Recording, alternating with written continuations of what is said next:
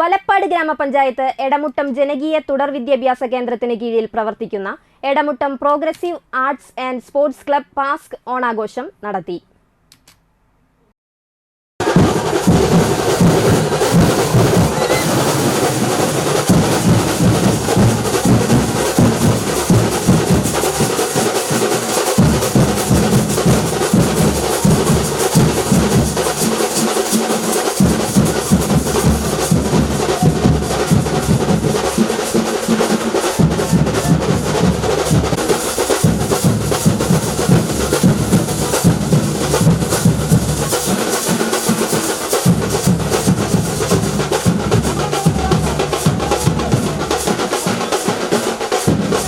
വലപ്പാട് ഗ്രാമപഞ്ചായത്ത് vice president V Arjith ഉദ്ഘാടനം ചെയ്തു.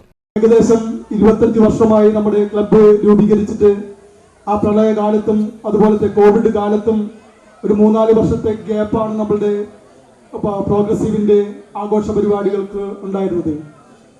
20ാമത്തെ വർഷത്തിന്റെ ഓണാഘോഷമാണ് ഇന്നിവിടെ നടക്കുന്നത്.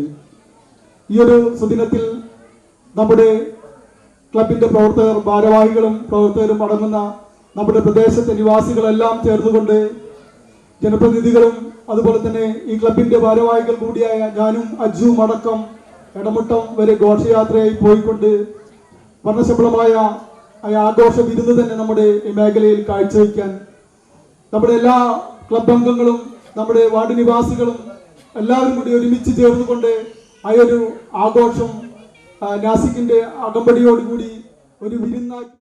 8ാം വാർഡ് മെമ്പർ അജ്മൽ ഷെരീഫ് അധ്യക്ഷനായി. രാവിലെ കുട്ടികളുടെ മത്സരങ്ങളും വൈകിട്ട് വാദ്യമേളങ്ങളുടെ അകമ്പടിയോടെ മാവേലിയും വേഷങ്ങളും അണിനിരന്ന ഘോഷയാത്രയും ഉണ്ടായി.